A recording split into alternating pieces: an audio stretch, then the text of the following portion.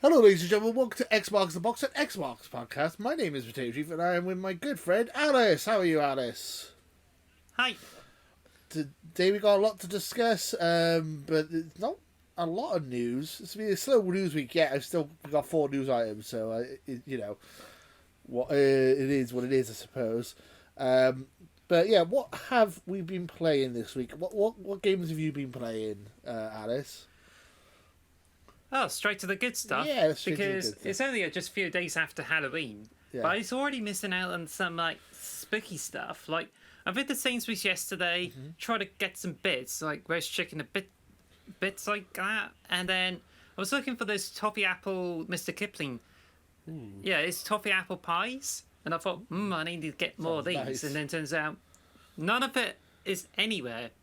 You're just basically seeing way more Christmas stuff than with Halloween stuff, and it's just like totally bummed. November 1st is basically the build to Christmas. Then they literally, as soon as I'll say that there's been Christmas stuff out before Halloween even happened. Yes. It's just like mad. Yeah, they like to promote Christmas over here. I mean, in America, Thanksgiving's probably a bigger thing, or is about on the same level. But like Christmas over here, it's like they start advertising stuff for Christmas like in October, which is mad. I've seen people put their lights up and stuff already, and it's like, you're crazy. Like, no Yeah. Well, I think the one thing I'm excited for is that it's a Black Friday deal. Oh, yeah. So when it comes, I'll be looking for get a discount on the new iPad Pro or iPad Air. I mean, let me know in the comments which is preferable enough, but I used to use my iPad to do drawing, but I'm looking to get a smaller iPad because mine's a 12-inch at the moment and it's a bit too big. Right. I had it for like 5 years and I'm thinking I would get a discount on it. So, yeah, just hopefully end of November, just get it. I'm not usually a fan of But Black anyway. Friday because like it's another one of those American traditions that have come over here, and it's like all over the place. It's like, why are we celebrating Black Friday? We don't have Thanksgiving, so it makes no sense. And it's like Halloween, like trick or treats become a thing over here because of American traditions. And it's just like, You sound like my dad. I'm an old really. man. Stop messing with my traditions. Because the thing is, Halloween is actually based on the Celtic holiday, which is the Celtic New Year. Yeah. Correct me if I'm wrong, No, but you're right. they have that, and they have Or like pagans. those games to play. But then when it came over to America, it's just like treated as a spooky thing. Yeah. Like at the end of October, that for 24 hours, ghosts would cross over and roam around Earth for a while. So, and that's when it gets this kind of thing with Halloween. What was Cinco de Mayo again? Is that the Day of the Dead, or am I thinking of a different one? Oh, the Day of the Dead. That's isn't in Mexico, the Mexican. yeah. That's I think that one's that's way in- cooler than Halloween. I'm just gonna say that. People might be I mad. think that's usually on the 1st of November, Yeah. but it could be on the 31st. So, but it's still great, really. Yeah. I think that's a cooler one because instead of like going to people's house, going, I want candy, give me your candy. It's like celebrating the people we've lost, and like celebrating their lives and stuff. Yeah, Day of the Dead, November the 2nd. Oh, it's tomorrow or today. Oh. I think it is yesterday. It's 1st If of you're November, but celebrating I'm not the Day of the Dead, I hope you're having a nice day. I just say, like, I think that's a bit more. I prefer to celebrate the people we've lost than just go around people's houses dicking candy. But then maybe I'm Oh! old. Wait, it's 2nd of November, which means it's today. Yeah, so I said, yeah, 2nd of November. Have you seen the film Coco? I'm going off Yes. subject. But, yeah, Yeah, definitely seen that. That's- It's so colourful and Yes. and it's really really Good good. film. You should definitely watch it on like Disney Plus if you have one. going completely off subject here. Got off kilter a little bit. But what were you saying? Oh yeah, so they didn't have the treats you wanted, which are Halloween treats, which they're no longer selling already, which is mad. Well, I like to prefer the Halloween to be like thinking about the dead Yeah. and all this spooky stuff, and yet there's no trick or treaters where I'm at. Yeah. But where my mum and dad are at the moment, they go somewhere else and they receive like over 50 trick or treaters. Wow. It's like as if they form in a queue. And they came in like big groups, Right. and then they just ran out of candy to give out to the trick or treaters. So they just went out of it, and it's so embarrassing. But there's so abundant. I had 0 trick or treaters this year. I did hide it. Same. I did hide in the back room, turned all the lights off, and just played my Xbox. So there shouldn't be anyone coming. Like, the house is in complete darkness, so I don't know why anyone would knock on the door. But it was raining, and it didn't seem like there was many people out. So I'm assuming that. I mean, I don't think I've had trick or treaters for a couple of years now. When I was younger, it's all the time. But yeah, I think my area is like a lot more older people, so there's not as many kids around here. So that might be why. Yeah. Thank God. I don't like dealing with trick or treaters. I'm sorry. I know I'm an old man yelling at clouds or whatever. I'm grumpy old. I'm no fun, grandpa.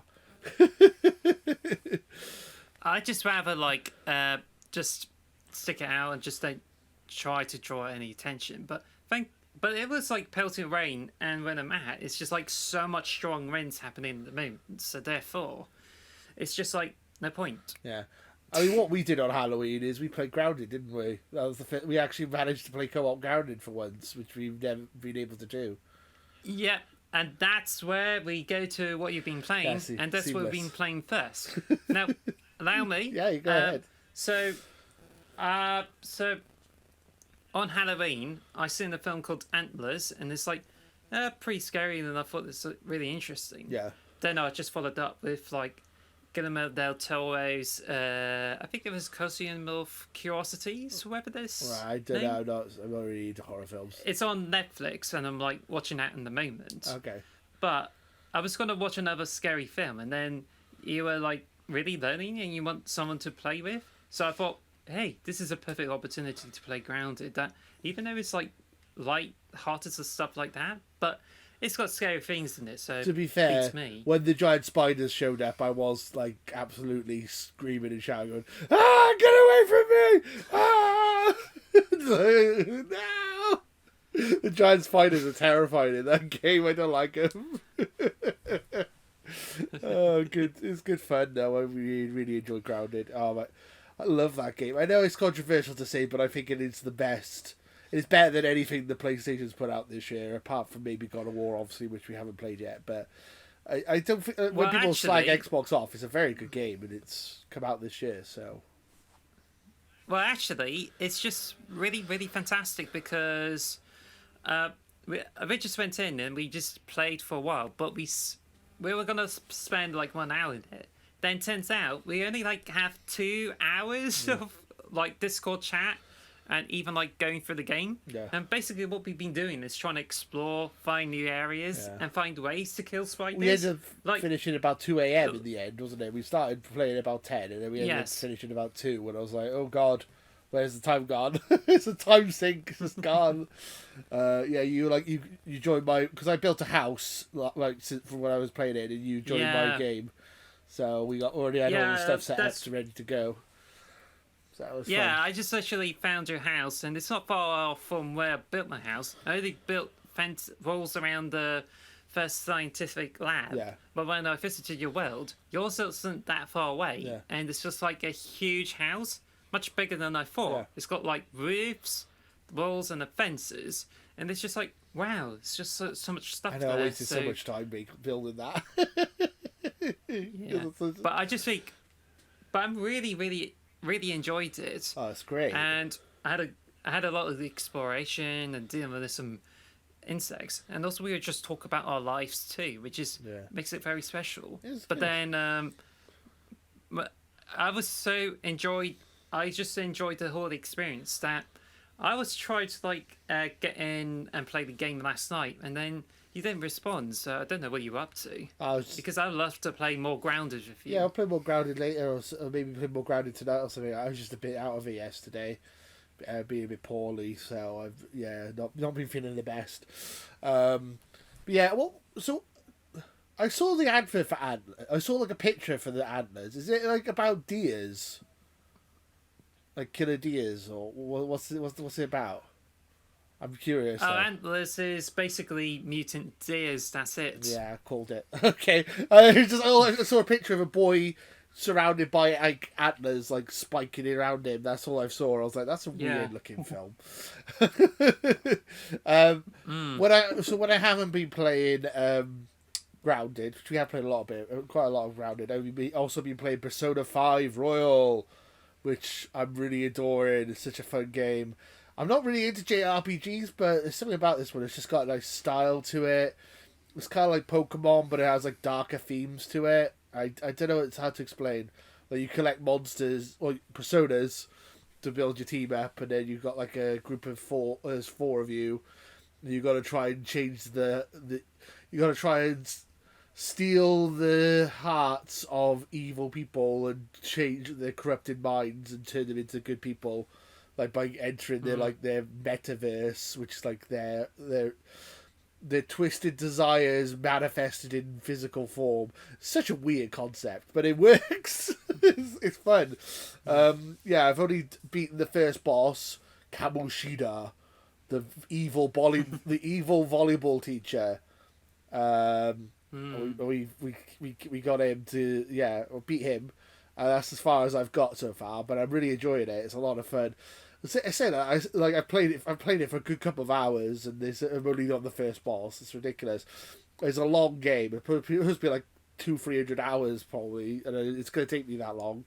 It's it's fun though. I'm enjoying it. It's got a lot of life sim stuff in it where you have to be a student in school and stuff. And I did like being in school the first time around. Why would I want to pretend to be in school again? No, it's fun. I would recommend it if anyone's into JRPGs. It's supposed to be a really good one. As I said, I'm not much of an JRPG person. I play Pokemon every year when it comes out. Every new Pokemon game I'll play. But that's the extent of my JRPGs. Also played Fire Emblem Three Houses, and I love that.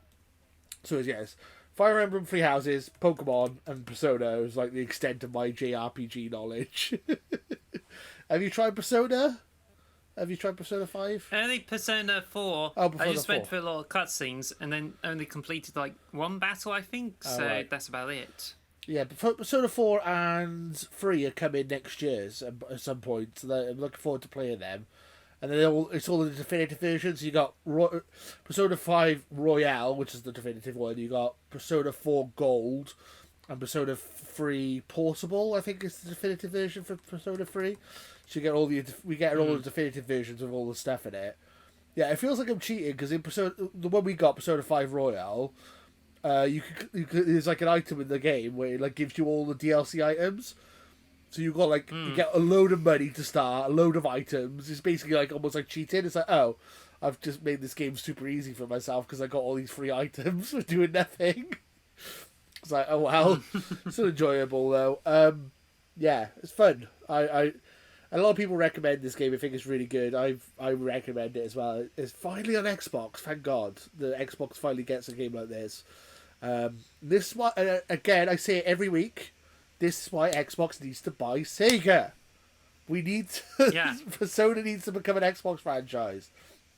If you PlayStation, you get your Final Fantasies and stuff. We'll have Persona. I prefer to have Persona over Final Fantasy. There, I've said it. You can have Final Fantasy 7 Rebirth or whatever. We'll have Persona 6 exclusive to Xbox. See how you feel about that. Is there anything else you've been playing this week, or have you just been reading and writing? Because you said you've been a bit more productive part of society the last few days by reading and writing a bit more than the actual just being a gamer. Oh, well, Halo Infinite is what I played. I just grinded to get a Scarlet Hunter visor, which is a really bright red visor. Yeah. It looks really familiar in hindsight, and I think that's really nice. Yeah. But then I just grinded out, and I was like so dreaded with this because not that you had to do like complete laser challenges and have to get the specific weapon ones, but you also got like challenges where you complete on certain modes, and it's just like, oh gosh, it's just really annoying. Yeah. But then, thankfully, the Halo Infinite is going to be moving away from the mode-specific challenges soon. Yeah. Because recently they reintroduced Match XP, which is going to give you more experience based on what you do. Yeah. Also, they're going to do wiki challenges where it repeats the most popular wiki challenge rewards on from seasons 1 and 2. So I'm guessing that some of the items from seasons 1 and 2 might make a comeback with that and the shop alongside the free battle pass. Yeah, when's the free? So it's this month, on like the 8th or the 7th or something, November. We're getting the new battle pass and the winter update. Next Tuesday, which is next week. Yeah, so if you guys are interested to see what we think of the winter update, we did a reaction video to the winter update, and that's up on the channel as well. So if you guys are interested in seeing that, it's a lot of us we kind of talked over it, to be honest, but it looks really good. I'm really excited for it, actually. Yeah, I'm really excited because the weekly challenges, I don't feel like are enough for a reason for me to play it, and I'm like waiting for like a big update to go back to it. I've been playing a lot of Halo Master Chief Collection the last few days as well. I forgot to mention that earlier. Been grinding trying to get some mythic items from like the store, because there's like a mythic battle pass, or like a mythic pass that like on and I'm trying to unlock the helmets and stuff like that. It look kind of cool. I've unlocked the gladiator helmet with like the mohawk thing on it and like the shoulder pads, and so that's cool. I've been playing that a little bit, so that's fun. Yeah, I forgot to mention that. Yeah, Halo Master Chief Collection. You can't go wrong with some classic Halo. I mean, our topic of the show is all about Halo, so we can discuss more about Halo later. But yeah, I mean, so have you been enjoying the Infinite then? Like, did you enjoy just grinding up to get that visor, or you just doing it? No, I just don't really enjoy it that much because I think it's just a huge grind, and to be honest, it was a huge relief when I got it done. Yeah. So, and there's going to be a new battle pass, but I'm just getting less and less interested in like grinding for weekly challenges. Yeah. But it just seems like there's other items I'm interested to get, but it just makes me like really mad if I had to keep going in to keep looking at it or some sort like that. It's just I just couldn't keep up. I'm looking forward to it. I just hope I just hope some of the weekly challenges would return, and I think I'll be interested to get that, because I think there's a few items I missed, and that includes the orange and white armor coating for the Rakasha armor. All right. There's a Beltol black visor. That's like really matte black visor that you can get, and I think there's another one I missed too, but I don't remember what it is. But what I do hope is for some of the shop items to come back, and you can buy individual season 1 items, like Grayskull visor. That is really good. We only had a few chances to get it, and I missed them all, so it should be interesting. I'm really looking forward to the winter update, though. I mean, I want to go back and play the campaign again, because I've only beaten it the once, and I want to try and get all the achievements and maybe do some co-op with you. I think that'd be a lot of fun, and I'm looking forward to obviously the 30-tier battle pass. A 30-tier battle pass, I can imagine me completing in a day if it's the same as like the normal battle passes. So I'm gonna try and pace myself and not overdo it. Like, I got a load of what's it called? Like 1 hour double XP. Like, I have a load of those stacked up, and I don't use them because I don't want to I don't want to burn through the battle pass so quickly that I got nothing to do. So I don't even use the double XP anymore. I just play it normally because I just want to grind for it normally. But I literally could probably grind for it in like a week, if that. Like, the 30 tier battle pass is going to be gone really quickly. So I'm going to try and pace myself with that one, I think. 2 new maps as well, which is good. Even though they're both made in Forge, so they're not like proper maps. Well, I suppose I don't know. Are they proper maps? Would you consider them proper maps? I don't know. I think I would rather like get the the Forge maps to come over and go into the I think it was the just hoping they would get into the community list updates. But according to some like Twitter pages, it'll be like it'll be interesting if you get some like you have someone who's recently hired by 343 and they have been working with Forge Hub, who's now working with the playlists. So there's a good chance that someone might actually be working to get community Forge maps into playlists. Yeah. And once that's happening, that'd be brilliant. that will make Halo Infinite so much better. I mean, there's so many levels they could like go. They could go like from like classic Halo maps. They could do like classic Halo maps going back in time. They could like bring back the pit and stuff like that.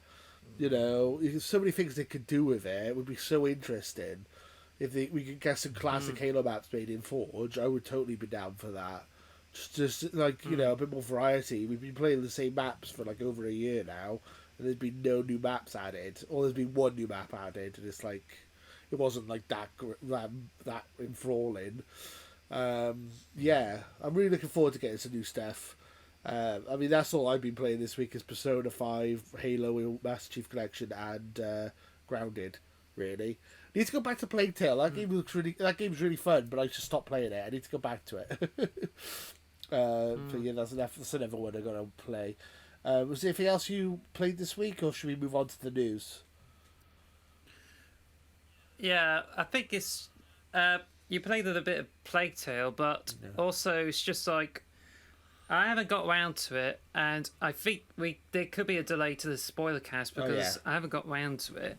But I've also been busy in like writing my book for the National Novel Writing Month, where all you need to do is like you write 50,000 words in a whole month, which means you do like 1,670 words every day. Oh yeah. So there's a lot. That's a lot to read. I can't write that much. I did my dissertation for university. That was like 15,000 words, and I that was too much. I just couldn't do it I definitely couldn't do it constantly. That's madness. I'm not much of a writer though. I got dyslexia and dyspraxia, so I always struggle with my writing and stuff. So yeah. I also forgot to mention as well when we were talking about games we've been playing. I bought this Cyberpunk 2077. It's kind of half invisible. I'm showing it up on the screen, but it's kind of invisible because it's green. Yeah, because it's partly green. I bought it. Put it on Amazon for 25 quid, and it's got like postcards, Blu-ray disc, stickers, postcards, map, digital content. So there's loads of cool stuff on it. So I'm gonna be playing some Cyberpunk at some point next week as well when I get a chance. I got so much to play, not enough time to play him. yeah. Everyone says Cyberpunk is better now. I played it when it first came out, and then I got a refund for it. But everyone says it's better now, so I thought I'd give it another try. So fingers crossed. I'll let you know if it's any good next week or whenever I play it. So that's all I've been playing. So, and you've been writing a lot, so that's cool. Would you like to move on to the news? Yeah, go ahead. So, okay, so we've got a couple of news items. We've got four news items to go through. So, I'm going to try and go through them quite quickly. First bit of news. Atomic Heart has officially got its release date. It's coming out the 21st of February 2023. It looks like a good game. It looks like Russian BioShock or like, you know, Eastern European. To me,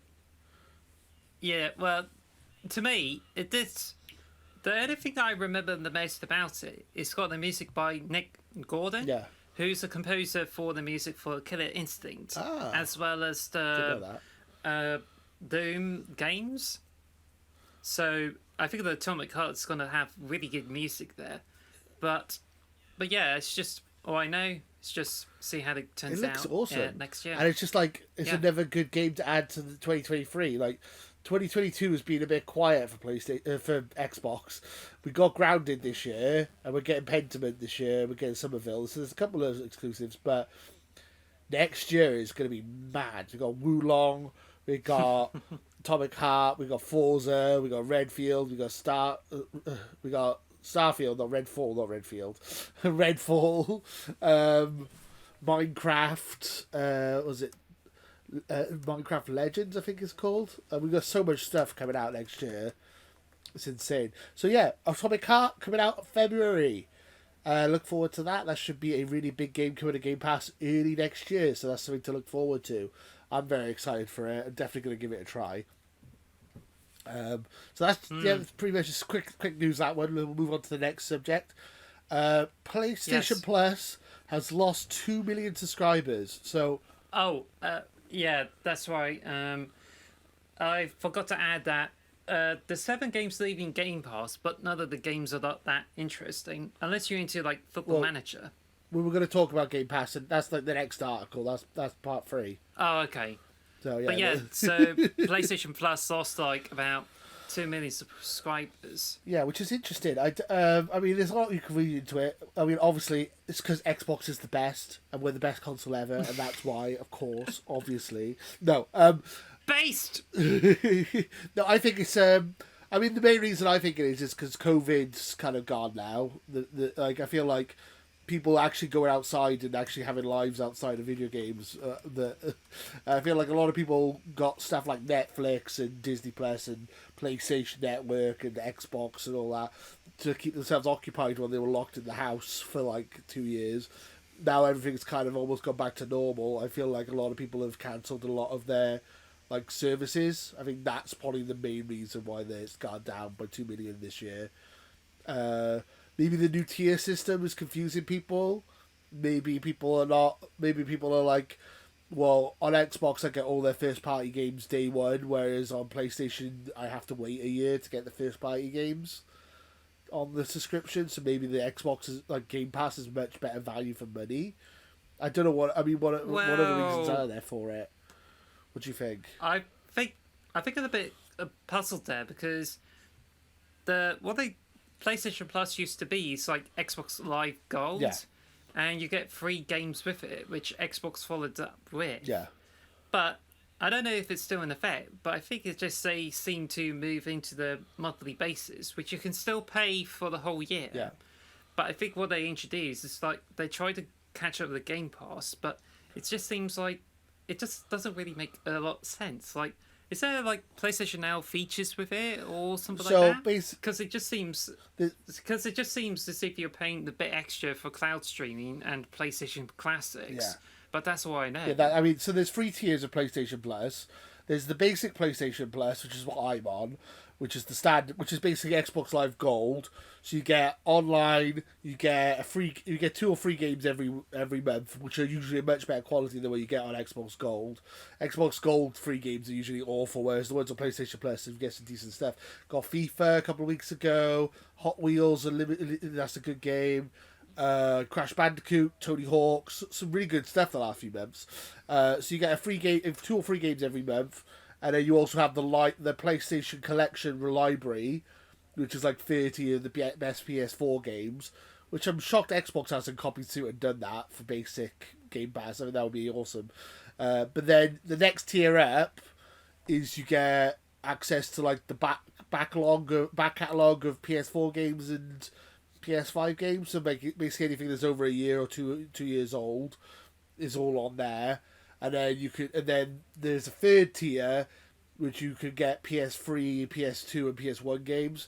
But PS3 games are only streaming off PS Now, and PS1 and PS2 games are like, basic emulation. But you can't emulate the PS3 games. You have to stream them off the cloud, which is bad as far as I'm concerned. That's awkward. Yeah, and the prices are all over the place. I just stuck to basic PlayStation Plus because I use Game Pass all the time, and I don't need the need for. I already have too many games to play, and I don't see the need to have another massive collection of games to play that I can't have time to play them. So, I mean, just trying to get through my Game Pass collection is completely like overwhelming, to be honest.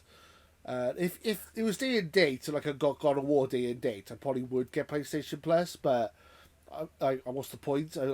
God of War is the only game I'm interested in playing on my PS5, and I'm not going to be able to play it on PlayStation Plus, so what's the point?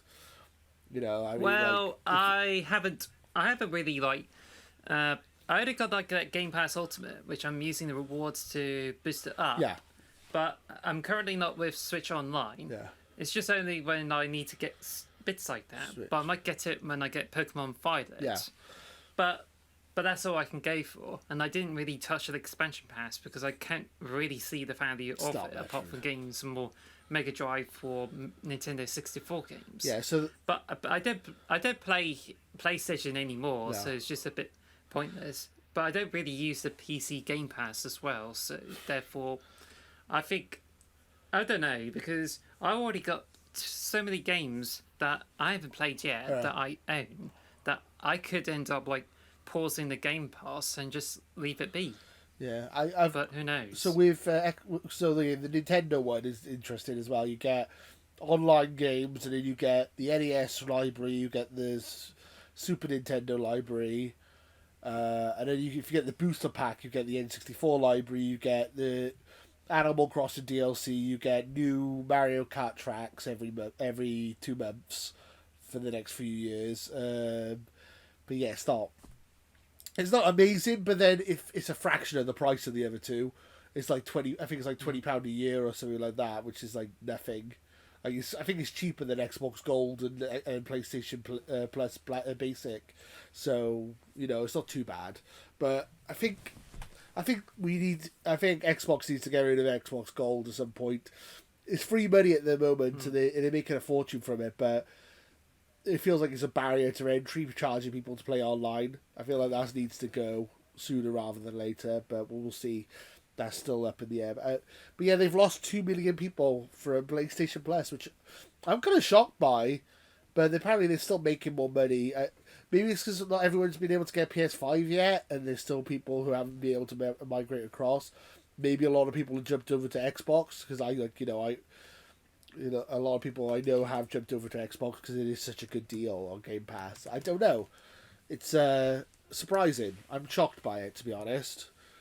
Well, I'm just checking, and it seems there's a few places where, according to this one, it looks as if you can get PlayStation 5 bundles on like Game or BT, but not all the stores have it in stock, and I don't know. It's just you can only get the digital edition, which is fine because I would be like going for that. Because if I were to get the PlayStation 5, I'd be going for the digital edition of it. Because I don't really see the point of like getting the disc one. I would only be playing it just to like get the exclusives on it. Yeah. But given how expensive the exclusives, the digital games are, it just seems as if you're better off buying the disc. Yeah. And yet you spend like over 500 quid on it. Yeah. And I think it's just like it's got extra price on it. It's just got like less units, and that's in like about roughly 2 years after it just been released. Yeah. It's just absurd. Now compare that to Xbox Series S. Yeah. A lot of the places do actually have Xbox Series X in stock in many places now, so you're not that far off to get it. Whereas with Xbox Series S, you could get it like anywhere for just 250 quid. I did actually consider getting myself one because soon I'll be like setting up some game streaming on my Mac Mini. Yeah. And I think I might consider getting the Xbox Series S. But I think I might as well get Xbox One X to set it up with it and see how that goes. If it works, and if I get money from Twitch, so Xbox Series S. The S is ideal for streaming because it only does 1080. It doesn't do 4K, but it still plays all the latest games. So it's like it's ideal for streaming. Most people use it as a streaming box, as you said. I think that works. If you like Twitch streaming, I think that's a good idea. I think that's a good plan. The X isn't as powerful. The Xbox One X isn't as powerful as the Xbox Series S, but you might be able to get away with it. I'm not sure. So, should we move on to this week's, November's Game Pass games? So, you were talking about games leaving Game Pass. There is a load of good games coming to Game Pass in November. I got a huge list of them, so I'll just read them off. The Legend of Tendening? I don't have no idea. How do you pronounce that? T-I and ing. Tidening. The Legend of Tidening. Am I pronouncing that right? I'm probably pronouncing it wrong. I don't mind. Just keep on. The Walking Dead, A New Frontier, The Walking Dead, Michonne, Ghost Song, Football Manager 2023, Return to Monkey Island, Vampire Survivors, Pentiment, Somerville, and Gungrave Gore. I mean, Pentiment and Somerville are both coming out the same day, and they're both massive games for Xbox this year. Why do Xbox always release everything on the same day? It really annoys me. So Somerville is made by one of the directors from Limbo and Inside. So and it's a big exclusive for Xbox.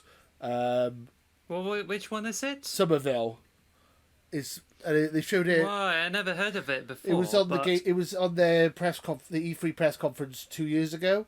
It's like Alien. It's like 2D platformer with like alien invasion, and it's made by it's one of the directors from Inside and Limbo. So it looks really cool, and that's like a big game for us. And then we got Pentiment, which is being made by Obsidian, and the director Tom Sawyer. John Sawyer, I can't remember. The director the guy who directed Fallout New Vegas is directing a small, like 10-person team RPG called Pentiment, which is looks like a painting, a Renaissance painting. So we got two really big indie games, like really big small games coming out on the same day, both coming out on November the 15th, which is annoying because I want to play both of them, but they're both coming out on the same day. I don't know why Xbox always release everything on the same day. It's so annoying. They do it all the time. Well, I think I would rather get a Pokemon Violet on November 15th. Pokemon's out on that day as well. Oh my god. I think you're mentioning about that too. No. Oh, I just remember you. You're right. Well, you're right. Pokemon's out. I think it could be on 18th of November. I think it's the 18th, is it? Oh, it gives me 3 days then if it's the 18th. I'll have to look it up. Oh my god! Is this Toby Fox composing music for the game for Pokemon? Or yeah, because he did one of the pieces of music for. Just one of the pieces of music for Sword and Shield. He did, yeah. But now, according to I think he did the Overworld. Yeah, I think he does the Overworld theme for the new Pokemon game. I think he said, which is pretty cool. Damn, I didn't know that. And also, you get more Toby Fox into it too. But I think that is perfect. Oh my Absolutely god, perfect. So we got Pokemon. I've already pre-ordered Violet. So Pokemon Violet, Somerville, and Pentiment all on the same day. And how am I going to play all that? And then God of War's out a week before that. My head. I think I would stick with just Pokemon, but I don't know because I'm starting to think more about Pokemon Scarlet. Yeah. But then I was going to go for Pokemon Shield, then I ended up with Pokemon Sword. Yeah. And we didn't meet up for trades because I needed some people to trade Pokemon with. Oh well, I'll trade with you. I was so interested in. Sorry? I'll definitely trade with you this time. No problem. I'll probably. But I was thinking. Of getting Pokemon Violet originally because of this futuristic Pokemon. Yeah, that's what. But now I'm just thinking about Pokemon Scarlet, and I'm thinking I might get that. But I think I'll just check up on the exclusives and see which is better for the version. Which is why I am not going to pre-order the game until it comes out. Fair. So then I can get it, and hopefully it will be reduced in price, so I can get it on physical. Yeah.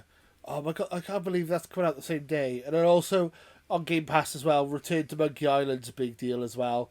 So that's the new Monkey Island game. Right. So that's coming out as well. I didn't realise it was coming to Game Pass, which is awesome. So that's kind of cool. I think you get all the Walking Dead games on Game Pass now, both on console and PC, which is nice. Yeah, free and also the Football Manager 2023 is coming out on Game Pass, which at the same time the previous version of the Football Manager is being removed from Games Pass. So, but then I think the Gungrave goal is interesting because I think the Gungrave came out of the PlayStation 2 and involved someone shooting their guns and got a grave behind their back. So it's another Japanese game that comes out on Game Pass. I've never heard of it. I think this one is interesting, but I think given the lots of stuff to do during November, especially in November the 15th, I think Gungrave will be just treated like some kind of niche for people to go for. It's a lot of choice. But I think it's a good month for Game Pass. It's not like it's not like AAA. It's not like any big AAA games, but if you like a good indie games, there's plenty of choice there. You know, I think there's a lot to play. There's too much to play. God damn it. Do you know what's also coming out on November the 15th? No. Go on. You think there's going to be another game that you may end up worrying about, and as an extra thing? Well, it's not Sonic, is it? That's the 8th. Sonic? I think that's the 7th, I think, Frontiers. I had a big list of games coming out. I'm trying to think what it is now. Nah, I'm not that interested in that. But on the November the 15th, it's RWBY Arrowfell. Oh, okay. Because WayForward has recently announced that RWBY Arrowfell, after giving some video silence and WayForward being quiet about it, they decided to announce the release date for it as 15th of November, and it will come out on Xbox, PlayStation, and Nintendo Switch. But I think it's only going to be like you have to pay for it, which I don't know if there's a price for it. Actually, hang a minute. Let's see if it's got a price for it. Oh no, it doesn't reveal what the price is, so I don't know if it's like 10 or 30 quid. But I think given all this stuff happening this year, and because of how I felt about the show, I think I just decided to wait on it and see if it like gets a price drop or anything like that. Yeah. Because even if I distance from RWBY now, I think the game could be quite interesting. Like you could switch characters and use their abilities to break stuff. Like it has a little bit of Shantae with it, but I think it's more Psycho Fox than with was it the Shantae? Because okay. I don't know if you heard of Psycho Fox or Master System. You just go, it's a platformer, you go around and you switch between characters to gain like changed abilities. Like you have a fox that's like normal, hippo breaks boulders, there's a tiger that runs fast, and there's a monkey that just like jumps up high. Yeah, I think the RWBY is just like a bit similar to that. Okay. Only you use their semblances in order to get through the level. All right, okay. I've not seen it. I'll have to have a look into it. It's funny because I was going to say you managed to get RWBY into every episode of the podcast. That's a recurring thing as well. Did we? Yeah. Well, you do. I'm like okay. Yeah. So that's all that's coming to Game Passes. There's a lot. So November looks interesting. It's going to be a stacked month. So up next we got the Phil Spencer interviews. He's basically done a couple of interviews. He was on Wall Street Journal, and he was also on the Same Brain podcast with iJustine and her sister, just chatting. There's some interesting stuff came out from it. Nothing like too groundbreaking. I mean, like they've said it about 20 times, yet people don't seem to listen. He said Call of Duty will be on PlayStation as long as there's a PlayStation. It's going to be like Minecraft. He said that multiple times. Yeah, good. People only just people. Is that the case? Like, yeah, he's been saying that since day one, since the Activision deal was announced. They've been saying that, but whatever. I just can't believe people can be a bit stupid to be able to keep thinking otherwise. Yeah, but I think it's just they trying to like they're being very pessimistic about it, when obviously Microsoft is just buying Activision. Just let them get on with it. Do it, yeah. So they said the main reason they wanted to buy Activision is not because of Call of Duty, is because they already have a mobile division with King, and also Blizzard is really good with PC, and Xbox wanted to branch out with the PC and the mobile spaces, because they've already kind of got the console space started. They already got all of the developers doing that. So they wanted to get Blizzard and they wanted to get King to move into mobile and to PC a bit more as well, and expand the Xbox brand a bit more. So that makes sense. That makes sense to me. Like they talk about as Call of Duty, but then they're buying Candy Crush and Diablo Immortal, which are like massive money sinks on mobile. And then they also be getting like Overwatch and stuff like that. There's like so many big games they'll be getting, and literally only people care. World of Warcraft, and they only care about Call of Duty. That's the only thing that anyone ever seems to talk about. Whereas they're getting so many big cash cows from Activision. It's crazy, from the ABK deal. Well, Before I stop you, there's I found an article that says that from PC Gamer, EU is about to launch an advanced probe into the Microsoft Activision deal, as the sources said. So sources tell Politico that European Commission plans to open an in-depth Phase 2 investigation into Microsoft's $68 billion acquisition of Activision Blizzard. Then, before the midnight tonight, they will be looking through on what the kind of deals is it, and it's a Phase 2 of it. Yeah. And I think it's just a case whether it works and whether the Xbox is likely to stick to the promises of allowing some content to be available for PlayStation. Yeah. But I think it's just I think the people, especially Sony, are just fearing as if it will just starve off a lot of the bits for it. Yeah. But I think it's just like being overblown. Oh yeah. And then it's just like trying to treat this as a huge thing. But I think it's just a case of like Sony having their way and just preventing this from ever happening, and it's just wrong. Yeah, I mean, really wrong. Xbox is like third place. PlayStation and Nintendo are way out front of them, and it's just like I feel like even if they did get Activision, they're still going to be third place. This is them trying to actually make competition in the space and trying to actually close the gap. Yeah, PlayStation seem to be hell-fest on trying to stop them closing the gap. They don't want competition. They want to be untouchable, basically, in the console space. And it's sad, really. Just let Xbox complete. God. Yeah, so I mean that's the. I mean, we talk about the APK deal all the time. I just wanted to get done now. It's getting on my nerves, to be honest. Yeah, so Phil Spencer also mentioned that his current gaming obsession is Cult of the Lamb, which is supposed to be a really good indie game that I haven't got around to playing. It's supposed to be satanic Animal Crossing, basically. You're meant to like be an evil lamb who has a cult, and you like go around build. It's like Animal Crossing, but you like have to sacrifice people and go out and fight and stuff. Apparently, it's supposed to be really good. I've heard good things about it. I've not got around to playing it, but I've heard good things. And I was really hoping it'd come to Game Pass. It hasn't yet, so fingers crossed. Well, if Phil Spencer's playing it, maybe it will come to Game Pass. I don't know. Fingers crossed. Also, Game Pass is profitable, which people have been debating about for years. How can it be possible? How can it be profitable? Is it profitable? Yes, it is. Apparently, it's 15% of Xbox's revenue comes from Game Pass. 15% of the money that they make through console sales and game sales is through Game Pass subscriptions. So they're making a fair chunk of money from it, making $2.9 billion a year through Game Pass, and that's just on a console, not including PC Game Pass, which is interesting and it's a big deal. I think they're making a nice bit of change every year through Game Pass. It's growing at a nice rate. They said that they're kind of getting to a saturation point with consoles and they want to try and spread out a bit, but they're still making a fairly big bit of change with Xbox Game Pass.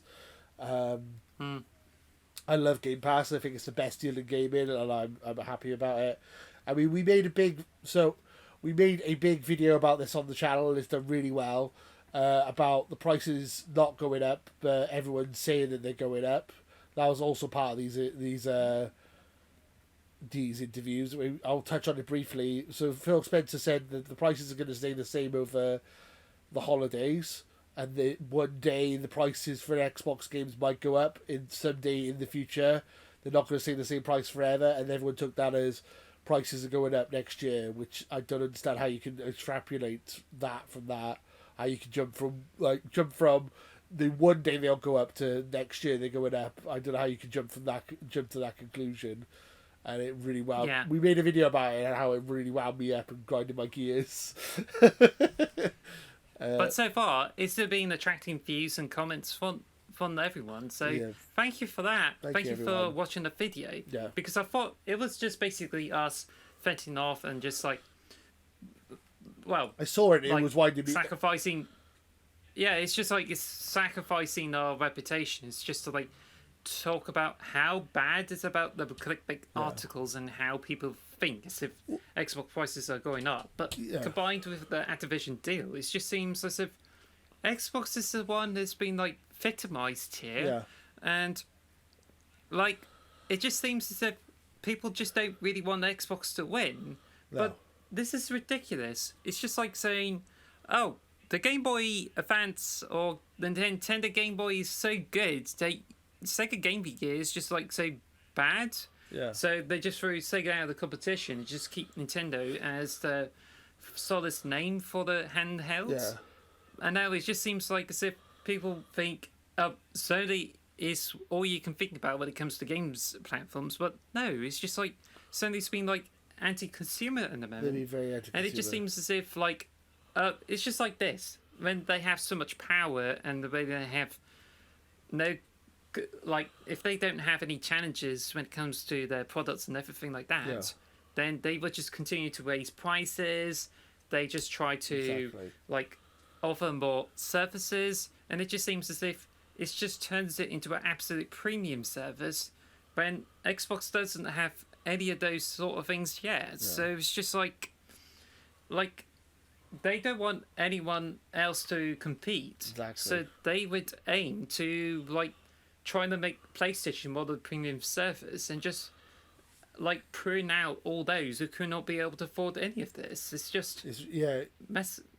I totally agree, and it was like that actually came up in the AB key deal as well. Like Xbox mentioned that they were saying that PlayStation are untouchable, they're number one, and they can raise the prices of their consoles without even worrying about losing sales. They put their prices up, and it hasn't hit them at all. It's like they need to. Xbox is way out in third place. They're way out far back. They need to be able to compete. So getting the ABK deal over the line would be great. And then and people spreading this stuff about them raising prices when it's not true is very frustrating. Even when the Xbox podcasts are saying it, it's like they said one day in the future they will put the prices up, and it won't be the same price forever. As far as I'm concerned, that's saying that's down the line. I don't understand why people are like going, oh, next year they're putting their prices up. Like, I don't understand how you can jump from one thing to, like, that's like jumping to conclusions, and yeah, it's mad. It's mad. I don't like it. I don't like how when Xbox say we're going to keep the prices the same for the rest of the year, the article turns into the prices are going up next year. So they always take the negative from everything instead of focusing on the positive, which is clickbait and sensational journalism, which is really annoying. Well, it's not just Sony that's doing the Sony price increases. Amazon has raised the price of the Amazon Prime. Yeah. Like, I don't know, but they're raising prices for... Apple is raising prices everywhere. Yeah. And it looks like the new models are likely to get huge increases. And so far, people are just like thinking as if the new iPad models are not necessary. Yeah. And they encourage people to get them either refurbished or used, because you get like older models that performs at the similar kind of performance for much less. And I think it's because it's just more reacting to global markets or something like that. And it's just like as if they feel the economies are not really good over those places, so they raise the prices up there. Yeah. So it's just... I mean, it's just not wrong. Netflix has gone up in price. Disney Plus gone up in price. VR... I forgot... it's like VR headsets. I can't remember what the VR headset was. They released it a year ago, and now it's gone up by £100. I can't remember what it's called now. But that was the first like hardware to go up in price. I'm not really into VR, so I didn't really care. But it's still like it's frustrating. Like everyone's struggling to pay for like food and water and heating and like a house of like a roof over their head. People can barely afford to live at the moment. So putting the price is like, we'll charge you $70 for a game. Like, okay, that's really unfair and really like a bit like shitty of you to do that. But okay. Frustration. I love Game Pass. I think it's a really good deal. If they did put the price of Game Pass up, I would still probably get it, because I think even if it was like another £2-3 a month, I would still think it's a worthwhile investment. I think it's a very good service. But they didn't say they're putting the prices up, so I don't understand why that people are jumping to that conclusion. They said one day they will, but like that's inevitable. Everything goes up in price eventually, like inflation, right? But they haven't confirmed that when they're doing it or anything like that, and if they're going to do it anytime soon. As I said, it might be like another 3 or 4 years away for all we know. Like forever's a long time. When they say not for, like, you know, we're not going to keep the same price forever, that's not saying that they're going to put the price up next week. So I didn't understand why people jump to conclusions. So yeah, I mean that's all the news for today. We were going to move to our topic of the show, if that's all right, unless you wanted to talk about it a little bit more. So yeah, our topic of the show. This was your kind of idea, so I'll let you pitch it and talk about it. Basically, what the idea was, how to fix Halo, right? I mean, that was the basic premise of this video. Well, I want you to explain, because go ahead. I think we're just like trying to come up with ideas for different topics like every week. We were thinking of like doing the spoiler cast for the Plague Tale, but I think it could be much further away because of how we do in the moment. But we may decide to stick with Grounded because we enjoy it so much. So we may decide to pick whichever topics we can think of. But I think there's some milestones with it. There's some anniversaries for like Halos 4 and 5, and there's also like Halo Infinite is about to reach the first year. So I don't know if we'll be covering those, but there's also like talks about possible topics we can go for. Yeah.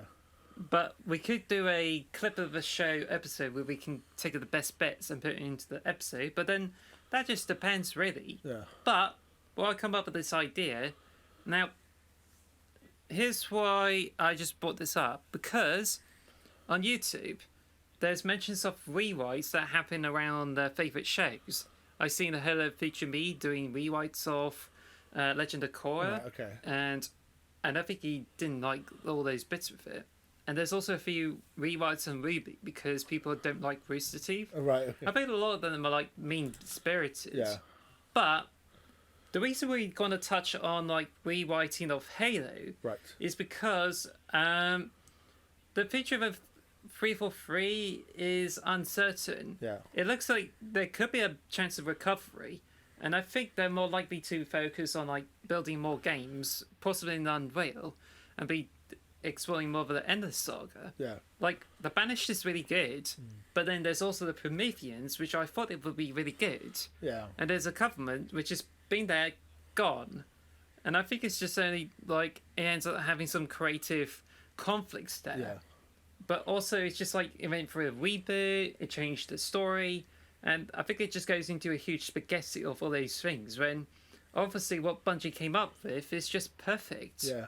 So this is the reason why that we're doing this rewrite because we don't like it. It's because it's not that we don't like any of the people involved with it. Yeah. It's absolutely fine. I like the novels and I like some of the stuff with it, but we also like treat it as some kind of creative exercise that we have this what if that we got the writer's keys to the Halo franchise. So you and me, like if we have a job to task to completely reboot Halo's storyline and deliver the new experience, then what it would be like, so we can like discuss about it. Okay, so I mean, I've written down a couple of things that I was thinking about when it comes to it. But it's obviously, as we've just discussed, you just basically, I think that was a good summary. What you just did, so that was good. Thank you. But also for people who are not listening, so we're talking purely plot of the game when it comes to the storyline. Not we obviously we want more content on the multiplayer. We want a new battle pass on the multiplayer. We want new maps, new modes. That's all. Yeah, we know that. This is more about the storyline of the single player, like co-op single player story. What we would change, right? I mean, that's essentially the premise of this. Well, I think when it comes to gameplay, it is straight and simple. We just take Halo Reach and base the game off it. Yeah. None of this competitive stuff from the Halos 4 and 5, and none of the simplicity from Halo Infinite. Right. It's just taking everything we love about Halo Reach and make it just as really as good as Halo 3. Yeah. Because what Bungie did is just absolutely fine. It's just someone has to change the formula just to compete with the other games when it was totally unnecessary. I mean, Halo 4 was essentially just a Call of Duty clone, which was very frustrating. When Halo had its own identity, it had its own feel to it. Then Halo 4 came around and it's like, let's have kill streaks and let's have bloody armor perks and stuff like that. And basically Call of Duty stuff, and it's like, that's not what Halo is. But yeah, so storyline wise, so let's have a look at the story. So for me, I feel like the Bungie trilogy is pretty much perfect. I there's some things you could change, but I wouldn't really touch the Bungie trilogy, to be honest. Halo 1, 2, 3, and then even Reach as well, and even ODST. There's not really much I would change for those games.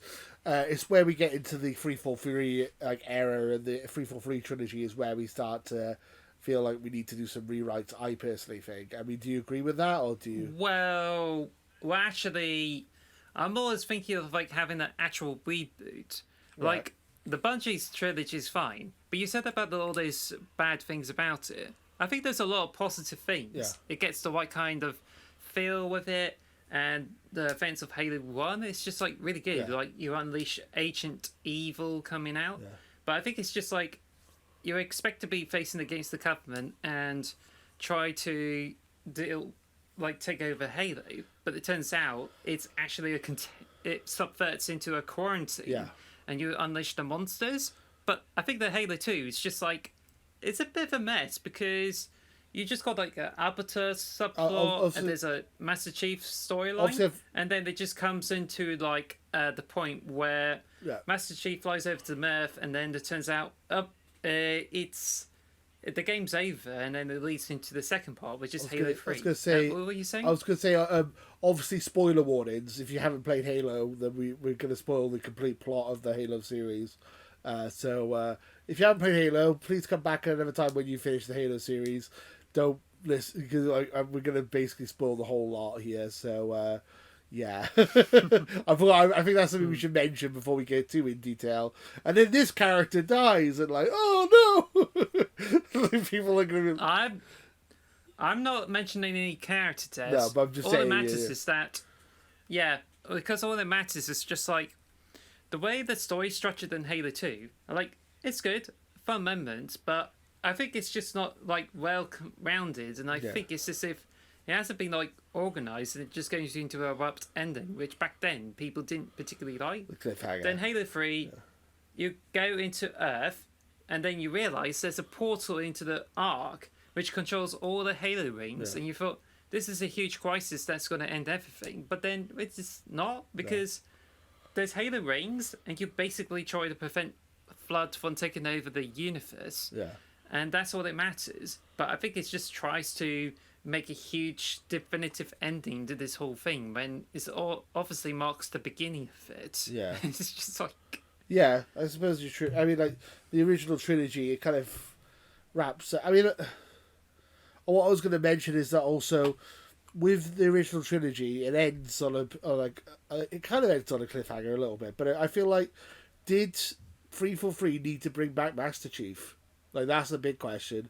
With Halo 4, could we have just left it at that point where could we have just literally, could we have Chief floating in space and then that could have been the end of his story? Did we need to bring him back just to fight the Promethians, which are pretty bland characters, the Promethians, to be honest? Well, I have to say that Halo 4 has brought back Master Chief. It's just a mess because Master Chief comes back and he's facing the Promethians, but it turns out that it wasn't really creative. It's really cool to have this some kind of metallic monsters that comes around and you just beat them. And I thought, that's really interesting. And then their weapons are very similar to human weapons, and when you know that there's the government who comes back, you know that the people are just feeling, this is not a Halo game unless you throw in the government. So they threw that in. But they really initially thought as if government's done in Halo 3, and as if like, oh, it's just all done, and now they just come back. But then Halo 5, it just came over. Like, they tried to introduce Team Osiris in, and they're supposed to be the actual characters, but then they only, like, mentioned a few parts of, like, Blue Team, where it's got Master Chief, and it introduces more characters in, but you didn't see any of them ever again. No. Which then in Halo Infinite, you just go straight back to Master Chief. So it just seems as if The story's they just couldn't get this. They just couldn't get the whole identity right. Like, they were expecting something else different than, like, following Master Chief. Yeah. But it just seems like as if they're not really sure if they're going to continue, like, the actual theme of Halo, or whether they're going to try new ideas. But I think the 343 is just, like, turned into a little bit of a mess when it comes to that. Yeah. And that's where it just gets a little bit muddled up. I mean, like, you have the same argument when it comes to Star Wars. Like, there's a massive universe of thousands and thousands of characters, thousands of planets, yet everything seems to revolve around the Skywalkers. Like, Halo is such a massive universe with so many characters and so many variety, yet everything always comes back to Master Chief and Cortana. Like, every time, it's always those two characters. When you could branch out so many, there's so many new characters you could do. Like, the Arbiter, being Arbiter in Halo 2, was interesting and unique, and it had a nice twist to it. Like, why can't we do more of that? I was going to mention the fact that, like, okay, so I mean, spoilers for Halo 4, I guess. The ending of Halo 4 I thought was emotional, and it was well done with Cortana going, like, rampant and then disappearing and then gone and, like, basically dying. And then they retconned that in the next game, and it made no sense. And then in Infinite they just didn't even mention it, and they, like, it's like all the Cortana stuff they messed up after that. It's like they should have just killed her off and then let her die. That's it. That should have been it. Why'd they bring it? It's the same thing as Master Chief. They wrapped him up perfectly in 343 before 343 put him up. They wrapped up Master Chief perfectly in Halo 3. They could have just left it, and then they wrapped up Cortana quite well in Halo 4, and then they brought her back, and it made no sense to me. It's like, ugh. And then obviously it's just like saying there's Star Wars prequels where it turns out there's a social movement, whatever this is, where there's the prequels that says that Jedis are really, like, chosen and has to follow a strict regime. Yeah. But in the sequels, it's being retconned. Yeah. Then there's, like, Episode 7 sets up the whole thing, and then Episode 8 is just like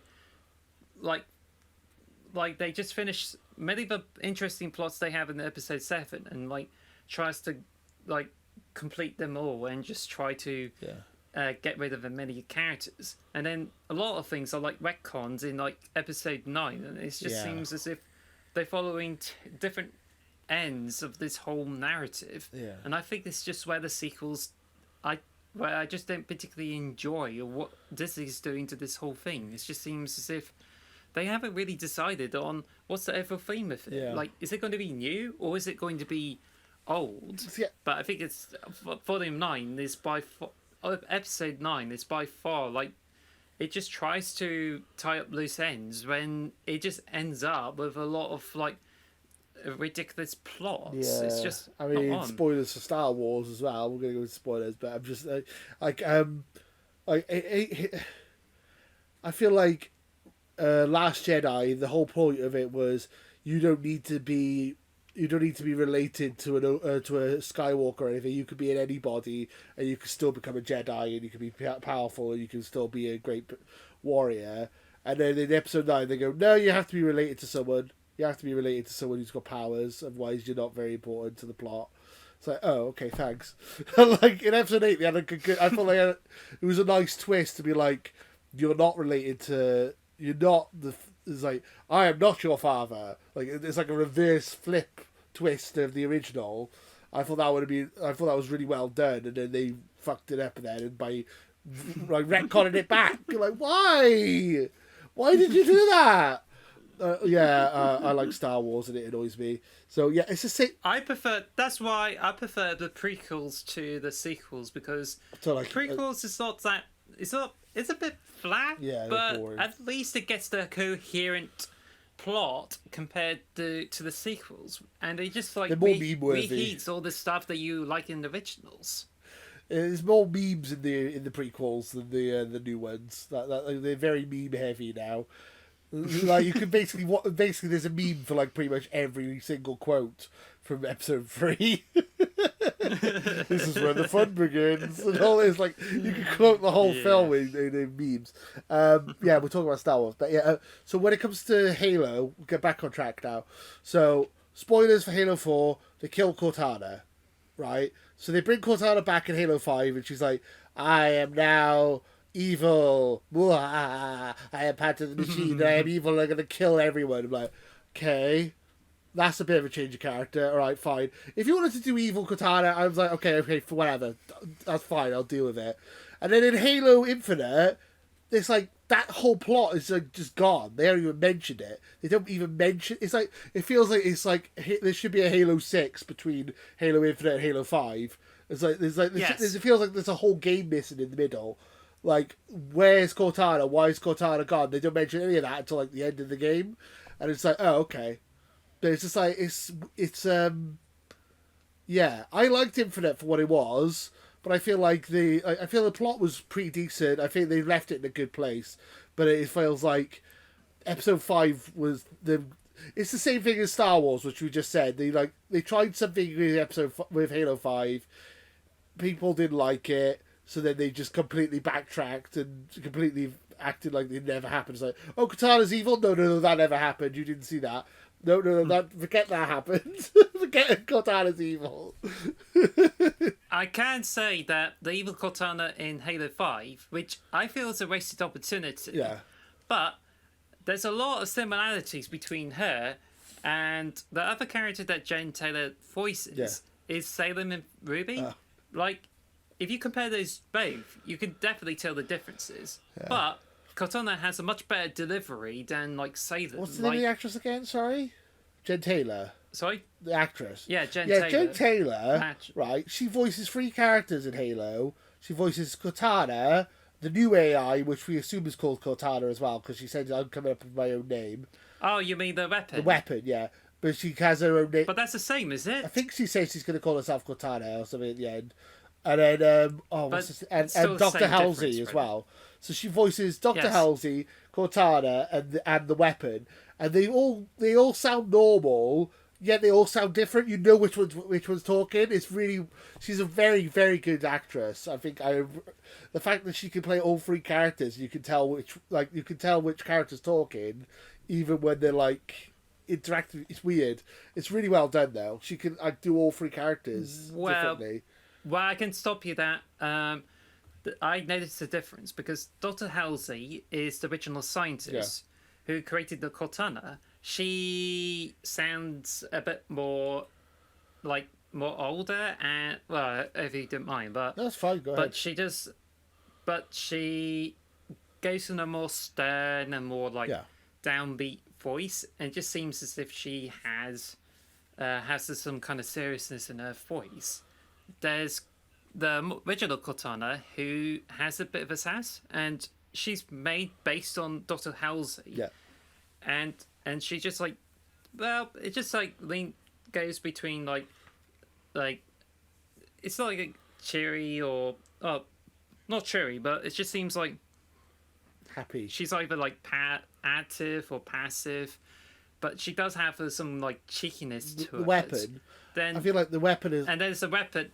The weapon is also like more upbeat and more cheery, and it has a bit of a more youthful voice. And that is based on Cortana, who's designed to like trap Cortana in a certain pace. Yeah, I feel also the weapon as well is like naive, like she's still like, hey, maybe this person's gonna be a friend. And it's like, no, it's not. It's like that's not gonna be a friend. It's like Master Chief has to kind of teach her the way. It's there's a thing, there's like a trope now in gaming, which has been a thing for the last couple of years, where it's the older man looking after the younger child, where you got like Joel and Ellie, and you got Kratos and what's his name? Can't remember his son. But basically, that's like a thing that, and then like obviously like now you got Clementine and from The Walking Dead. But basically, like, I feel like they've kind of gone with that trope a bit as well. Whereas like Master Chief is kind of teaching her the ropes, even though she's more intelligent. He's kind of teaching her how to be, and like also she's making him more human because he's become more and more cold and robotic. I like the story for Halo. I like the story for Halo Infinite. I thought it was really good. I just feel like it kind of jumped. Like who the hell are these people? Where's Cortana gone? So I kind of didn't mention like there should be a middle bit, a Halo 6 or like a filler arc just to fill the gap between 5 and Infinite. Well, they did cut down a lot of characters. Yeah. Like they focused mainly on like 3 characters, and there's only like 2 antagonists with it. But I think they just narrowed down the scope too much. Oh, I think it's good. When they could have covered with Thomas Lasky and Sarah Palmer from the Halos 4 to 5, but they seem to be like sidelined, and you can only hear them in like logbooks. Yeah. And there's also like the bunch of characters like Team Osiris or the rest of the members of Blue Team, and I think they could have like jumped in and added a bit of extra dimension to the storyline. Yeah. But it just seems as if they focus on like Master Chief, the pilot, and the weapon. And it just seems as if it just sticks on that trio. But I think they could have had a little bit of expansion with different characters. Yeah, so I think the weapon, the pilot, Fernando Espaz. I had to Google that. It's Fernando. His name's Fernando, but yeah, the pilot. That's revealed at the ending, actually. Oh, spoilers! Sorry, guys. But no, I thought like he was a very good character, and I felt like it was good for the dynamic. Because, like, obviously in the original Halo, you got Cortana and Master Chief, and they bounce off each other. Whereas I feel like adding him in was like a nice trifecta. You kind of got like the serious Chief, you got the optimistic weapon, and then you got in the pessimistic Fernando, the let's get out of here, let's just leave, I want to go home kind of guy, you know. I really think, yeah, I thought they nailed it with it. I think Halo Infinite, I mean, spoilers for the tier list, is the best 343 Halo game. I think it's got the best multiplayer and the best story of any of the games they've made. It's just a shame that it kind of there's like the intro is a bit weird, it's a bit abrupt, but I think it works for what it is. I don't know. I just said it's smaller scale, but then it's also kind of big scale as well, which is I just think like the Bungie's games offer the better story. And I really enjoy them. Bungie's superior, and it's followed by it's just like followed by Halo Infinite, and that's before Halo 4, and then Halo 5, which to me, Halo 5 has the worst story out of the mainline games. But I think the Halo Wars 2 has a really sick story, and I enjoy it. Yeah. And it's just almost as if it's part of this whole thing, because they already established the bunch of characters, and it just shows how much of a threat the Banished are. Which is why I'm very glad that the Banished gets thrown into Halo Infinite, and I thought, wow, that's good. Yeah. But they should have like focused on that rather than having to throw the Endless in too. Yeah. Well, we haven't seen the Endless yet. They're still like talked about, but they haven't really mentioned the end. Well, kind of. We had the main Endless. I don't know. So if we were talking about rewriting the story. Well, so would you rewrite the whole to... series, or would you just rewrite from where 343 left off? Like, where would you want to rewrite it from? I would wish to add first that you said about like the Master Chief, like as if he's like important, but I really still enjoy games where it doesn't have Master Chief in it, because there's been a few things like Halo 3 ODST. ODST and I Reach definitely relate to the ODST soldiers, and I even know about Buck and the Rogue too. I forgot so about I think it's really good story, and there's also Halo Reach that you really sympathise with a Noble team, and it's like you know the characters well, and I still remember about them. And it's just like I still think Halo Reach is a good starting off point for some people. Like, if you're new to the series, I feel like if you just want to play one game and have a story, Halo Reach is the one to go with, I think. Because, like, obviously Halo 3, you have to play all 3 of them, really, to get the full story, whereas Halo Reach is kind of a standalone thing, and it works really well for what it is, and I really enjoy Halo Reach. Reach is one of my favorites. Well, I think that you'll be interested to know that the Star Wars film Rogue One. Yeah, I love Rogue One as well. They exactly have the Same plot. The most similar plot to the whole Halo Reach. Yeah, Halo Reach and Rogue One in the same film, and I love both of them so much. They're both my favorites as well of the newer stuff. Yeah, because the original trilogy are classics, untouchable. Then you got Rogue One or Halo Reach, which are both very good, and then you got the new sequels, which are not very good, which is very Star Wars. But my point is that with Halo, you don't have to have Master Chief as a No, player you don't. character. I think it's just more like a figurehead of this whole franchise. But then Halo has already proven that you can still have stories with different characters, and you can definitely find it in books, which means you have lots of potential for different player characters. But I think it just seems as if they try to stick close to Master Chief. Yeah. Like it just seems as if they want to make sure it's just like Master Chief and Cortana in. When obviously, there's a universe of it being built, and that's where you find loads of different characters in, which doesn't seem to make sense, really. What about Master Cheeks from the TV show? Nah, wasn't well executed. Also, he had sex with someone else that Cheeks. comes from. He's I enjoyed the TV show for what it was. It's not as good as the games. Not even close, and the plot's a bit of a mess. But yeah, I enjoyed it for what it was. I don't know. Yeah, so let's not mention the TV show again. Let's pretend that didn't exist when it comes to rewriting the plot. So rewriting the plot. So I feel like the Flood. I feel like Combat Evolved is perfect. I'm trying to think of what I would change if I was going to rewrite Combat Evolved. I don't think there's much I would change. I think I would definitely speak out my idea because. Go ahead. So when it comes to the Halo game, there are those elements that are most important. Say we're doing a full reboot of the game, a full rewrite of it, and doesn't continue from any point in the Halo universe. Scrap everything, you start from the very beginning and retell the origins. Okay. Just like with, I think it was, is there any games that did a full rewrite, like the Prince of Persia 2003 game, disregards the retro games and then starts a new narrative, that sort of thing? God of War, probably. Well, God of War is just starts off from where the original series left off, and then just goes for the new narrative. It goes from Greek mythology to Norse mythology, and it's kind of a total reboot, sort of. Yes. I mean, yeah. I'm trying to think of other games that do that. Well, what I mean is just you did the original Sonic games on the Mega Drive, then you go to Sonic Adventure, and it starts off from the complete blank zero. Yeah. What I describe is just basically Halo that completely disregards the universe, set in a new universe, and it comes up with a new story. Like how the Halo TV series do, but we do it much better. Well, we wouldn't call it fixing Halo because that's not the whole point of it. It's an alternative universe made by us, and this could have been fan fiction. Yeah, fan fiction, Halo universe. I mean, that's what rewrites are.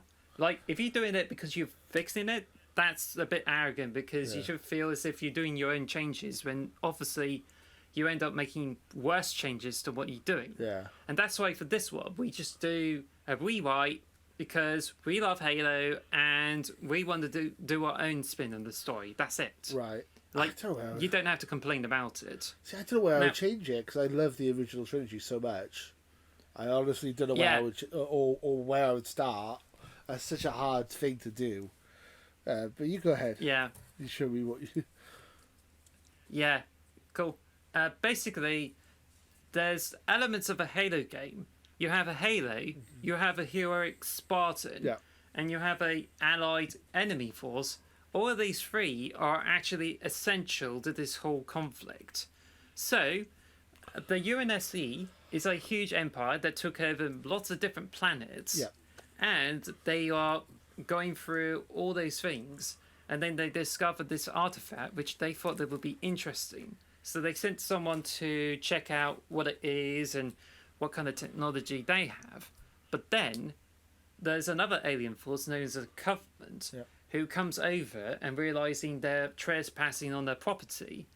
And so it just turns into a huge war where humans and the Covenant are fighting for the Halo Ring. Yeah. So it's up to a heroic Spartan to come in and step in, and that will be Master. Actually, no. The heroic Spartan comes in, and turns out it's Cortana. Oh, okay. I was going to say, not Master Chief, it's Ultra Manager. Yeah. Super Leader. You know this fan animation that's going around called Halo White? Yeah. There's like Samus and Master Chief joining forces to fight the enemies, and it reveals that Master Chief is actually a woman inside. Oh, right, yeah. That's done by Multi-Oom, so yeah, it's quite a twist. Also, but in Dead or Alive 4, you can have a female Spartan as well as well, it's Master Chief, but it's got a female voice, so it's a female character in Dead or Alive.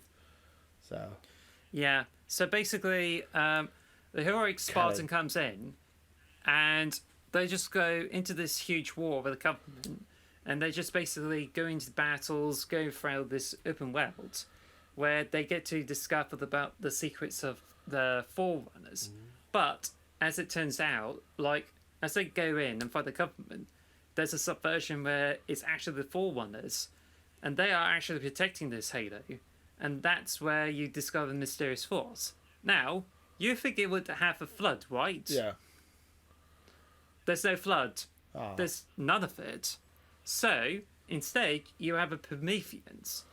As you go through the Halo, you realise it's actually one of the Promethians, and turns out that it was a ancient robotic race that actually protects the Halos and feels that there's too much conflict in the world. So the Prometheans come out and they attack you. And now, because you activated the Prometheans, I think it's probably where you wake up Diduct or anything like that, or the Merchant Bias. Right. You activate the Forerunners up, and now it's up to you to stop the Forerunners from escaping. So you have to destroy the Halo Ring. So that's where it goes into, like, you fight the Covenant, you just deal with, like, their views, their religion, and their beliefs. Yeah. And it is up to you to destroy the Halo, and you'll be given a huge choice on how you'll be able to make sure the UNSC escapes in time, and how you attract the Covenant and the Forerunners to make sure that they get caught in it, in the blast, and make sure that UNSC is safe. But then, it turns out the Halo Rings are actually huge weapons as a huge thing, which now means the UNSC needs to find out a way to stop the Halo array, and it turns into this huge complication. From the UNSC, like, using the Empire and take over the universe, Yeah. now they just have to find some way to stop the Halo Rings from, like, the Covenant, and also stop the Forerunners from escaping. And now it just turns into a huge conflict, because the Halo Rings could change the entire life of this whole world. Yeah. And now it's just like, instead of humans, like, being attacked by the Covenant and have to find the Halo Rings themselves, now it's just that them being part of this huge empire. And there's, like, the Covenant who's also fighting for the universe, but at the same time you find that the Forerunners are very advanced, but also pose as a humongous threat. Yeah. Like, it's just like a huge thing. Now, I don't know, it just needs to be more nuanced. Yeah. But I think it's just like, it just, like, makes an interesting spin, and just how, like, you go fight into this whole universe and find ways in which you can, like, it tackles the secret of the Forerunners and utilizes the Prometheans in such good ways. Yeah. And also, it puts the humans on par with the Government and see who is the one who is the most guilty or anything like that. Yeah. So, I think I said too much, but but you could definitely see the whole idea. But I think I like to see Halo more as a war thing than just doing it as a means of survival. Yeah. Also, I mean, what do you think? No, I mean, I agree with a lot of that. So obviously, Prometheans always been a bit of an issue with the Halo thing. So I mean, obviously, I was hoping if we rebooted the Prometheans, then we could have some bit more variety in their characters and stuff in their gameplay because they weren't very fun to fight against. What else was I going to say?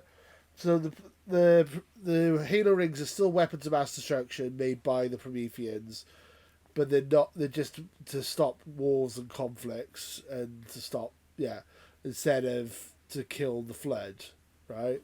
So I mean that would work, I suppose. And then you want to stop them from activating the Halo rings, but then you also So they're trying to save the world. They're trying to save the galaxy by killing off humans and government. Well, actually, from the hindsight, it just basically sets it so that humans, government, and the Prometheans have the same goals, where humans and government, as I said, take over the universe, but the Prometheans aim to sample the species that are intelligent and kill off everyone else to make sure that no one else has to ruin it for their whole conquest. Yeah. So everyone's all aiming to conquer the whole universe. Okay. Yeah, so that the UNSC are not so squeaky clean good guys, even though they're because I get that because like also like in Halo lore, which is it's like basically the Spartans. I mean, a lot of people don't realize that the Spartans were designed to kill the Covenant. The Spartans were designed to suppress the outer colonies who were trying to rise up and get back control. So essentially, the UNSC were villainous and were a bit evil as well. So I think it would be good to have like a shades of grey with the UNSC, because the UNSC does come across as goody two shoes a lot of the time. So we're the good guys, humans good, So there's not really much, the darker side, because they are dark, the UNSC, but you don't really see that. You only really read about it in the books and spin-off stuff. Whereas if he was in the main plot, I think that would work a bit better if you could show that they are greedy and they are trying to take over the universe. I guess that works. If you were rewriting it, I think I mean, I like the Flood though, which is a bit of a shame there's no Flood, but well, I would argue that the Flood, I think it's just like as if they're a bit distant for the whole thing. Like I like the Flood; it's really scary, and it acts like a whole zombie thing, but it just doesn't totally fit. No, like you're just going with this war effort, you're fighting against the aliens, but then the Flood just comes in and it just realizes like it's a huge threat and everyone has to work against it. But I think that my idea of the Prometheans is that it's not like something that is like controllable, but it shows another sort of in conflict. Yeah. And it just gives you everything you feel as if you're not supposed to release them, whereas the Flood links them and you just need to get rid of them easy enough. But the Prometheans, like, they got this extra technology, and yet it's not a good idea to release it. So it just has some more Lovecraftian sort of horror. But part of the inspiration behind this rewrite is the Warhammer 40k, where everyone is basically bad. Like, even the humans are like really bad, and the Marines, and there's like other races who are like bad, and where there's like some robots and some monsters as well. Yeah. And you just can't root for any of them. No. And I think it just makes me feel like there has to be equal ground, and you're basically part of this entire war. Like, nobody's actually really good. So I think it's just really interesting. No, I agree with that. I think that's a good call, actually. I mean, I think that would be a good thing if you could have some kind of like balance between the three. I mean, obviously, the Flood, you have the Gravemind, who's like the master manipulator of the Flood. Like, he's the brains. But apart from that, they do come across just like zombies in their brainless hordes. Mm-hmm. So I feel like having a bit more personality to the enemy makes more sense. And if you're having a three-way battle and they're all just as bad as each other, I think that comes across quite interesting. Yeah, I could see that. I could totally see that. I just think with the Forerunners, they are more interesting because there's extra depth into this whole characters. Yeah. Like, you have individual characters, you have rogue AI to do with offensive or merchant bias. Yeah. and there's like even like builders too. So I it's don't just think like the you have Forerunners. this entire. I don't think the Forerunners are Well, bad characters at all. I just feel like they weren't fun to play against in Halo 4. I mean, if they had a bit more well, gameplay variety to them, I think they would be a better, more interesting characters to fight. Like playing you had to fight the Watcher like 3 times in Halo 5, and that was awful. They need to give more well, gameplay variety would be good. I think you're talking about the Warden, not the Watcher. The Warden, sorry, yeah, wrong name, yeah. But I don't think I'm not really referring to Forerunners as bad. Yeah. They're the ones who are like act as a ancient race, Yeah. and they doing as much as they can. Whereas in my version, it's like they're the ones who have their own reasons, but they're also very antagonistic to all the empires that come before them. Yeah. And worried about how they are going to take over their technology. Yeah. But yeah, I think it's just in the 343 stuff that Forerunners are treated like bad guys, Yeah. especially they tackled humanity, and that's when I think it kind of breaks on how you feel about this entire universe. Yeah. And even brings up about how humans have existed during the Forerunners, which the humans are called as reclaimers. Yeah. And it's just like, I don't think they are getting the right kind of nuance into this whole thing. Yeah. If you know what I mean. And Master Chief was like a reclaimer as well, and he was like almost like the chosen one. I don't like when it's like Master Chief should just be a guy. He doesn't have to be like Jesus Christ of the of the Halo cinematic world. You know, I feel like if he's just a normal Spartan, but he's a bit lucky, like that's what they've gone with. Really, it's like, you know why I picked you, right? It was because of luck. Like if you just went with that, that's fine. But when it starts going like you were the chosen one, Master Chief, and you're the one who's out, and I was like, okay, that's a bit much. No, we don't need you. We don't need you to be the chosen one. We don't need another Anakin Skywalker on our hands. No chosen ones. Well, the chosen one trope is actually one of the biggest cliches yeah, too. exactly. I don't like it. Not to say it's not to say it's bad. It can work in some instances, but it's been used so much that people would rather something else than people being chosen for the fate. So that sort of thing. He's not the Messiah. He's a very naughty boy. The Messiah. Well, he's called John, isn't he? Which is a very religious thing, isn't it? So whatever. But yeah. I agree with a lot of what you said. I think it would be interesting to have, as I said, see the UNSC have a bit more shades of grey. I mean, I don't like as I said, the TV show. We slagged the TV show off. I don't like the TV show, but the one thing they do make the UNSC seem a bit more despicable. They don't make them out as the goody, very, very. They do have shades of grey with the UNSC, so that is something positive to take from it. But yeah, I agree with most of what you said. I think that's interesting. Yeah, I think I would go with a lot of that. Yeah, but I also feel like with Halo, as much as it's a massive game about the universe and galaxies and all that, a lot of the time the main thing that people care about is Master Chief and Cortana, as we said before.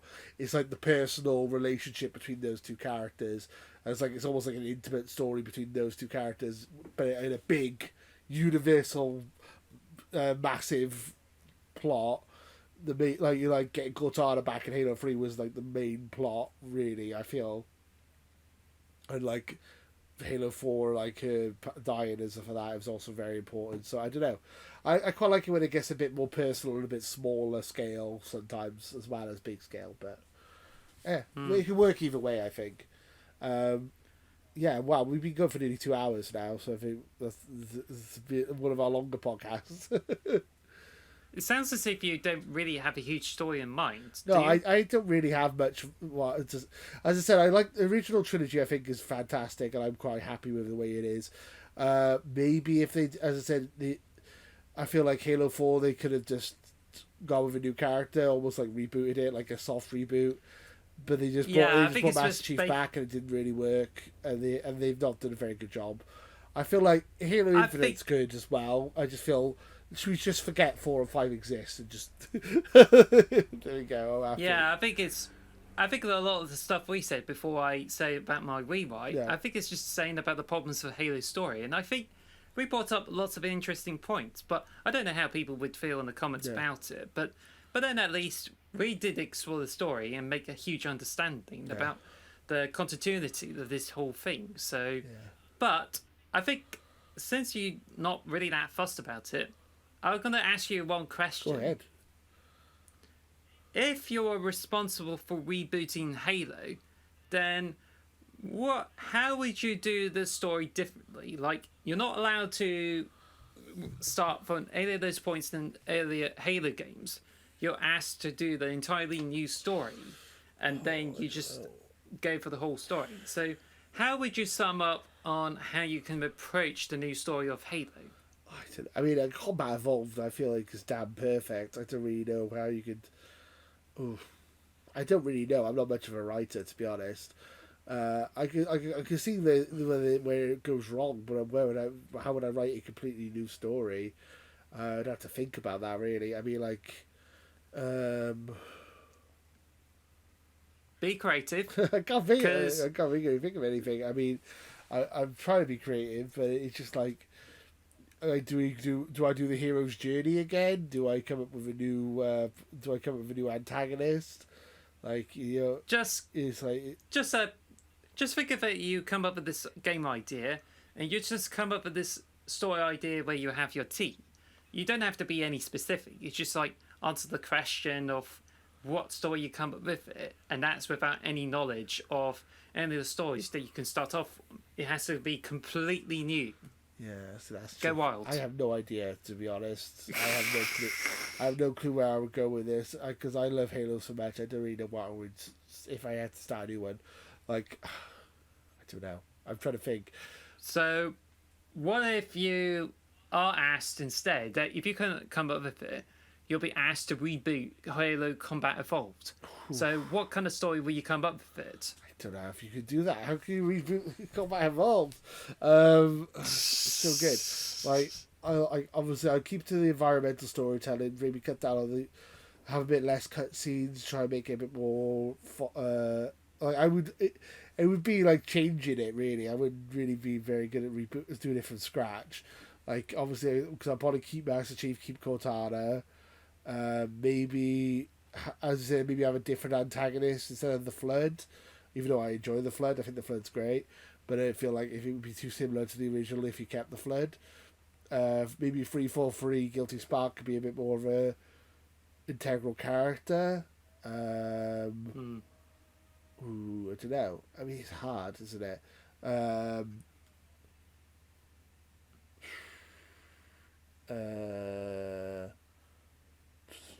don't know. I don't know what to say because I like Johnson, I like Keys, I like all the plot. I feel like Combat Evolved's one of the best written video games like ever when it comes to plot, and changing it is very difficult.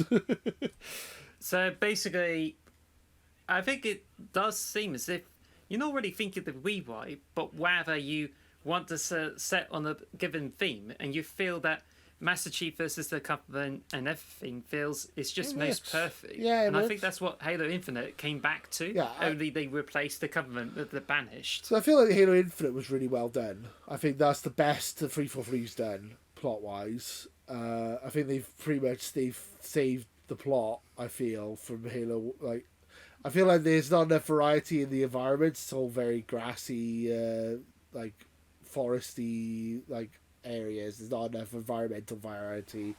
The plot is, as you said, it's a bit smaller scale, but I quite like that. They kept teasing the Endless, but we haven't actually seen the Endless. So maybe if the Endless showed up at the end, hey, ironic. If they showed up at some point, that would have been interesting. Or maybe have the Flood come back. I don't know what you would change with Halo Infinite either. But Halo 4 and 5, I can poke holes in that, and I can change like completely just throw that out. But Halo, it just almost the original. It's almost the same. It just almost the same as if you're treating it as a Legend of Zelda timeline. That you would rather like have a different story that comes follow after Halo 3 and keeps all those elements. Yeah. Instead of going into the actual timeline that takes everything with Halo 4 and 5, but they're not. But they're only retconned to make way for Halo Infinite. Yeah. So we're probably thinking of the Legend of Zelda timeline, where I there's love like Legend of Zelda. huge event. Yeah, they just split off into 3 timelines. So what do you think? You kind of said it yourself earlier. The core things of Halo. So obviously the Halo rings are important because it's like the name of the bloody franchise. Then you obviously need a hero and an antagonist. So the humans versus the elite, the Covenant, and then you could have a third antagonist as well, which I mean that's usually the thing with Halo. There's always a third antagonist. So there's either the Flood or the Endless or the Prometheans. So I mean, yeah, I would agree with that probably. Like you have the same plot but just repeating itself but slightly changed each time. It's like they've rebooted Halo with Infinite, and I'm quite happy where they've left it. So I'm hoping that they can build off that and not mess it up again. Let's just pretend 4 and 5 don't exist. Just pretend 4 and 5 don't exist and just go on the Master Chief Collection, play the originals, and play Infinite, and just forget 4 and 5. There you go. It just seems as if we have a different approach to how we rewrite Halo. Like, you would rather like start off on a certain point and just go for the more coherent story. Yeah. Whereas I would rewrite an entire thing, use my creativity, and bring out all the best elements into the most coherent story possible. But then again, all the Halo fans are just like, just leave the whole storyline alone. Yeah, exactly. I'm one of those. I don't think I would. I wouldn't want to just change it for the sake of it, to be honest. I don't know. I enjoyed your like twist in it. I thought it would be interesting, but I also like the Flood and I like the more personal story with Master Chief and Cortana and stuff. So I don't know. It's interesting. In my opinion, that I just enjoy rewrites and like how you have different opportunities to deal with it. Like these are just like considered fan fiction and shouldn't be taken seriously because I think people use it as a means to explore how the perspectives go into this whole story. Yeah. Like I've been thinking like the perfect the second Terminator sequel that takes all the plot lines from different Terminator sequels and put them into one. And there's also what happens with this and that. And I've been thinking like how RWBY it's going to be rewritten. Yeah.